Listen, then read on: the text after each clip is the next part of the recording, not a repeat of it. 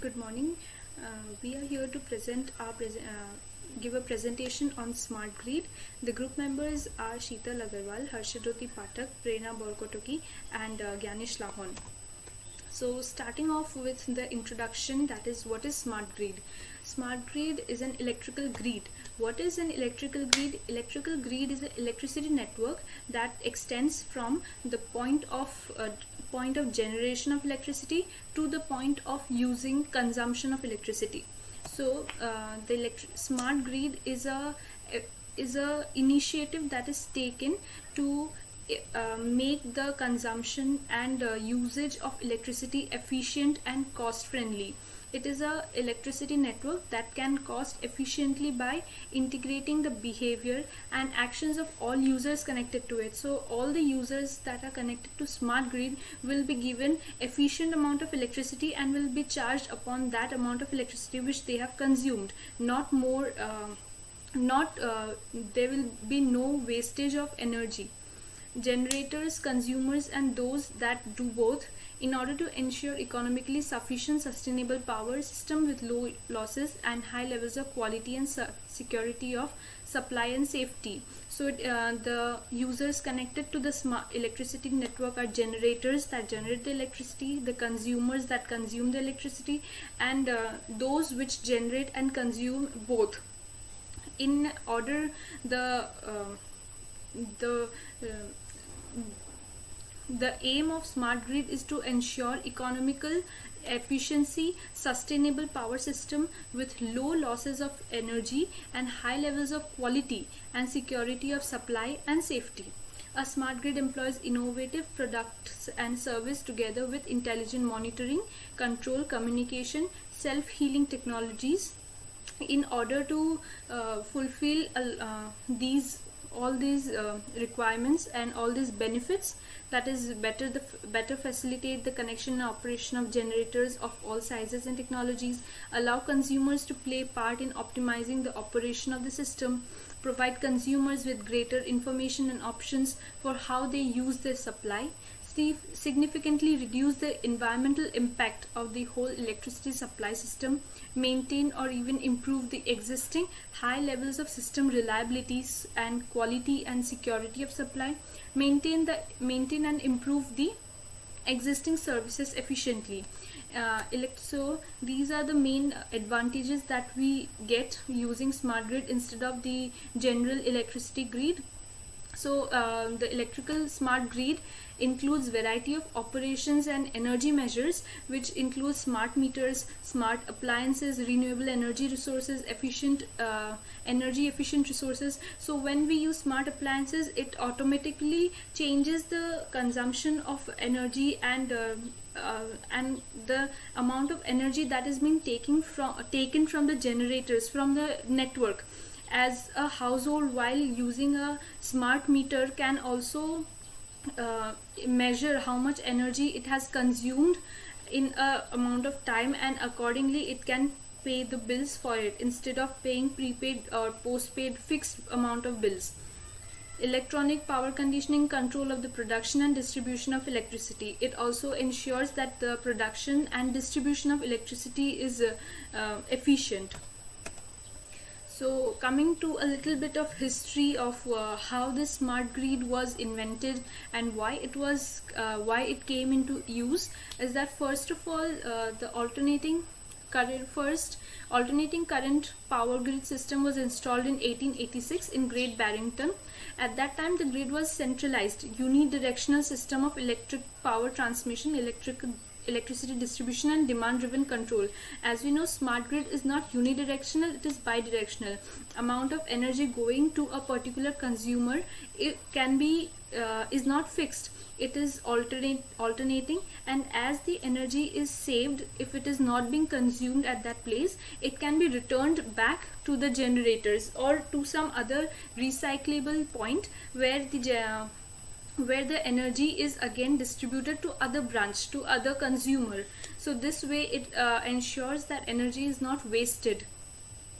By the 1960s, the electric grid of developed countries had become very large and mature and highly interconnected, with thousands of central generation power stations delivering power to major load centers via high capacity power lines, which were then branched and divided to provide power to smaller industrial and domestic users over the entire supply area. So this ensures that smaller industrial and domestic users also get the electricity that they lack. And towards the end of 20th century, electricity demand patterns were changed. It was established, and there were more requirements of energy for in every place. For example, at households itself, the AC and TV, which was very less used before, became a very essential requirement, essential commodity at every household. So electricity requirement increased, and the pattern of electricity being consumed changed. With that, in the 21st century, some developing countries like China, India and Brazil were seen as pioneers of smart grid deployment. Who invented smart grid? The first official definition of smart grid was provided by the Energy Independence and Security Act of 2007, which was approved by US Congress in January 2007 and signed to law by President George W. Bush in December 2007. What is the concept of smart grid? Smart grid is working on the concept of coordinating the needs and capabilities of all generators. All generators together need to combine together and produce electricity in according to the need of all the consumers together. Grid it coordinates the needs and capabilities of all generators, grid operators, end users, and electricity market stakeholders to operate all parts of the system as efficiently as possible, minimizing the cost and environmental impacts while maximizing system reliability, resilience, and stability. Smart grids are an evolving set of technologies that will be deployed at different rates in a variety of settings around the world, depending on local commercial attractiveness, compatibility with existing technologies, regularity, developments, and investments framework. What are the components of smart grid? So smart grids includes three major components. One is a generator, the substations which are responsible for the distribution of the electricity, and the consumers. So it has three major components: electricity generation sources, transmission system, and the distribution system. So electricity power transmission refers to the bulk transfer of electricity energy 100 kilowatt and above from power plants to distribution substations located close to the population centers. So as we can see, this is the generators where the electricity power is generated, and these are the substations which is responsible for the distribution and transmission of the electricity. Power plants located on the other hand, electric power distribution, which is the final stage of delivery network, refers to the delivery of electricity from distribution substations to end consumers. So these are the substations and these are the end consumers. Smart meters refer to the smart meters that are placed at every household to consume electricity as much as required and return back electricity which are not needed, which was not used. And also it changes the requirement according to every household. Since no energy storage mechanism is used, electric energy requires that system operators control electricity flow by balancing power generation and consumption using SCADA systems. The presentation will be continued by Prerona. Thank you. Smart grid architecture. Energy management system. This is the core of the whole smart grid architecture. Here we see the distribution lines. On this side we have the solar power plant and wind power plant. Both of these constitute the renewable power sources.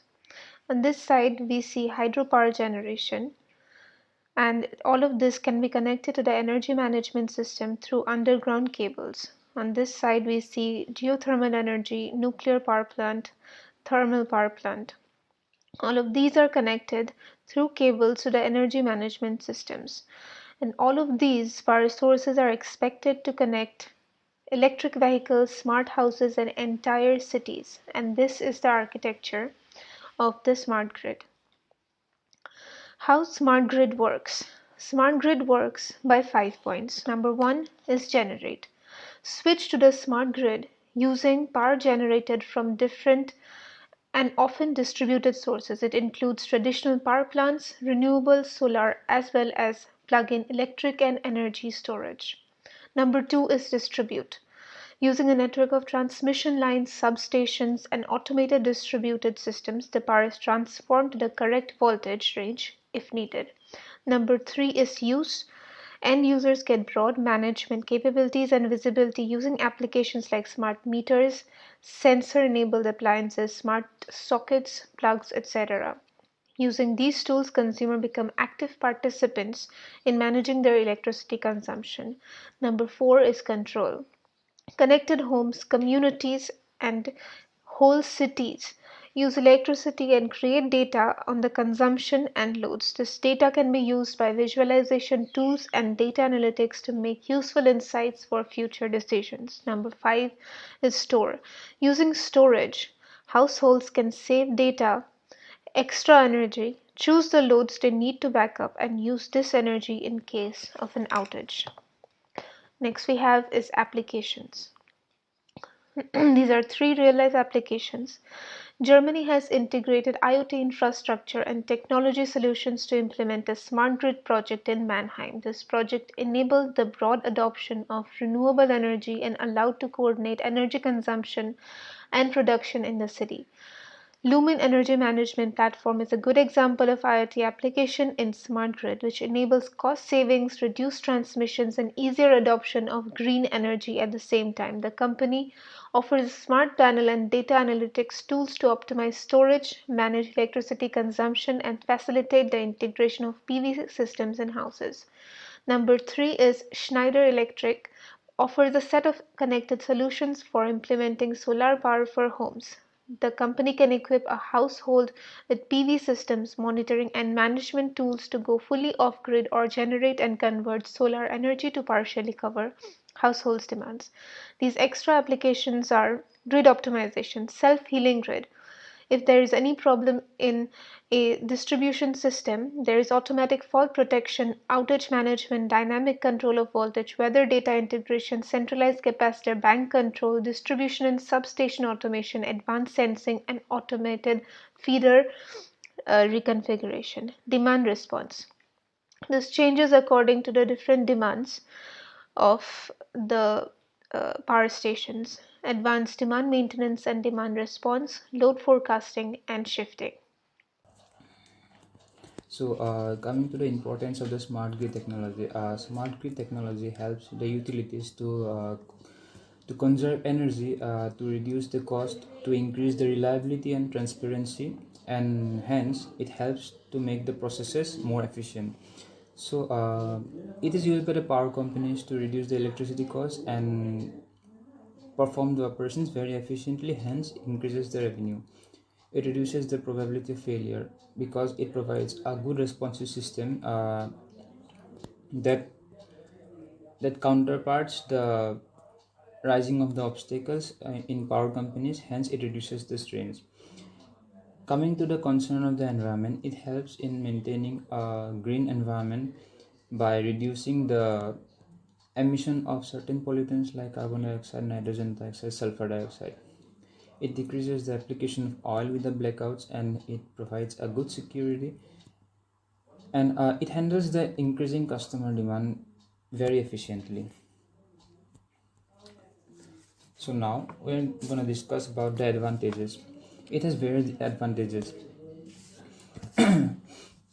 Power grid, smart grid technology provides a two-way communication between companies and end user customers through smart power meters. This helps in purposes like automation of the bill data collection. Then it provides fast repairing services by reaching the technicians to the exact location. It helps in energy saving. How it analyzes the need for electricity through various preset preferences. It diminishes the peak loads and it reduces the electricity cost. It paves the way for the good power performance because power companies can provide reliable services to the customers with easy integration. It uses an automation system that monitors, manages, and analyzes the electricity system, and it provides reliable, quality, safe, and sustainable power to the customers. And lastly, it reduces the electricity consumption by 30%. So, coming to the drawbacks, while talking about the advantages, it smart grid technology faces various challenges. So, following are some of them: cost. Previously, technologies used analog meters. Now, those analog meters in smart grid technologies are replaced by sophisticated electronic meters. So, the cost gets increased. Security, with energy being a premium resource, so ensuring security against theft, abuse, and malicious activities in a smart grid technology is of prime concern. Inadequacies in grid and infrastructure. Grid infrastructure in India is still evolving. The existing network is inadequate to accommodate the upcoming needs of clean energy. So there are inadequacies in the grid infrastructure in the smart grid technology. It provides various storage concerns because smart grid incorporates renewables for bulk power as well as for distributed power generation. But the renewables are not uniform, so they may demand storage. Smart grid uh, has no official technological documentation. It provides various communication issues like uh, not all smart grid has access to a large bandwidth. Some technologies has limited bandwidth, then some smart grid technologies operates in a very limited distance. Some technologies might incur heavy data loss, and some has limited success in the underground installations. So these are some of the drawbacks of the smart grid technologies. Let us discuss the differences between conventional grid and smart grid. Conventional grids are equipped with electromechanical sensors and relays, whereas smart grids have digital and numeric relays. Electromechanical relays have electrical and mechanical components in them, whereas in digital relays, they have microprocessors in them. These microprocessors help in detection of fault and also in healing of fault. Conventional grids use one-way communication, whereas smart grids use two-way digital communication. In one-way communication, the end users or the end devices cannot give feedback to the power generators or suppliers, which is quite possible in case of smart grid. Conventional grids use centralized generation and smart grid use distributed generation. In centralized generation, electricity is generated at a central location according to the availability and uh, accessibility of utilities around the area where it is generated, and it is distributed through power grid to end users. Whereas in case of distributed generation, energy or power or electricity can be generated nearer to the area wherever it is going to be used. Some examples of centralized generations are nuclear power plants or fossil fuel fired power plants. And examples of distributed generations are photovoltaic solar panels and small scale turbines, wind turbines. Monitoring of power and fault related issues is done manually in case of conventional grid, and in case of smart grid, self monitoring process and remote monitoring is used. That means the meters that are connected in our households, which show the quantity of power that is being consumed by the house, have to be checked by the authorities manually, because the device cannot send the data over any network to the control center. Whereas in case of smart grid, the IoT devices that are used as gateway in each and individual device such as heater, lights, etc., or the whole household as a whole, they can send the data of consumption and power input and various other aspects, and it can send the data over internet, through internet, to the generator or control center. Fault restoration is done manually from the control center in case of conventional grid, and fault restoration is a self-healing process in case of smart grid. As I said already, smart grids make use of microprocessors which make it easier to detect faults, and also makes the fault healing a self-sufficient process. In case of conventional grid, if blackouts occur, it may create a catastrophe, but in case of smart grid, adaptive islanding can be used. So adaptive islanding is a process that is that makes use of the distributed generation attribute of smart grid. Now what happens is, adaptive islanding is, even when the central power input is not present, the distributed power sources can still provide electricity to certain locations. Okay, so conventional grid has limited control and smart grid has pervasive control. As I said already, smart grid makes use of remote monitoring and self-monitoring process, which gives immense control to the users, end users, and also the power generators and suppliers. The last one is, customers can be provided with limited amount of choices, so there are not much choices available in case of conventional grid, but in case of smart grid, demand response programs can be created for customers to give incentives for reducing power consumption during peak hours. So these kind of techniques can be used to reduce consumption of power in smart grid technology, because it can monitor the amount of power that is being used by each and every individual. So that is why this is possible here. So let's move on to the next slide. So how does smart grid save energy? Now, smart grid technology is solely reliant on information. In order to reduce the consumption of electricity by a household or by a single device, it is essential, it is necessary to know how much power is already being consumed. And according to that, measures can be taken in order to reduce that power or optimize the uses of power.